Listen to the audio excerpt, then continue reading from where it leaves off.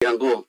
Kahit matagal na yon, maaalala ko, pag nilinlang ako ng isang tao, alam ko, problema sa inyo, hindi ko nilalat ang vloggers, ano? Ako, hindi ko minamasama yung vlogs. Yan ay part ng ating free speech. Expression. At yan ay ginagaranti ng ating saligang batas. Totoo naman na kapag ka-public figures, hindi dapat balat sibuyas. Hindi kagaya ng balat sibuyas ni Kong Barbers, alam ko yan. Pero hindi nangangahulugan. Kailangan i-establish ninyo. I-establish mo. Ikaw ay abogado pa rin, kagaya na sinasabi mo, nagtuturo ka pa sa isang reputableng institusyon.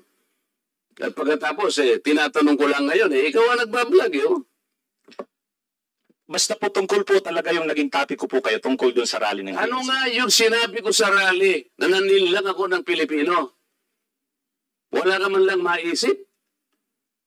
Ito yung uri mo na hindi kailangan talagang nagbablog Nami-mislead mo yung mga tao, nililin lang mo yung mga tao. Ang dahilan ay hindi mo man lang masabi kung ano yung aking mga panlilinlang na sinasabi mo rito. Makulo at panlilinlang. Hindi ganyan yung mga vloggers na kilala ko. Yung mga vloggers umaatake rin sa akin, pero hindi ako balat sibuyas. Sapagkat may basihan ang kanilang sinasabi. Yung pinag-uusapan siguro namin dito. Gusto nila tingnan siguro kung ano yung mga seats ng mga aming pinag-uusapan dito. Hindi ako balat sibuyas, pero ito, wala akong makitang panlilang na ginawa ko sa ating mamamayan. Ikaw, ang lakas ng loob mo na mag-vlog. Abogado ka pa naman. O ano?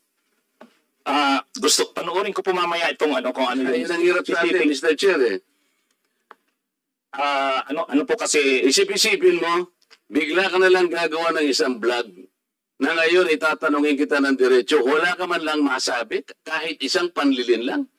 At inaakala mo, baka sakaling doon sa rally.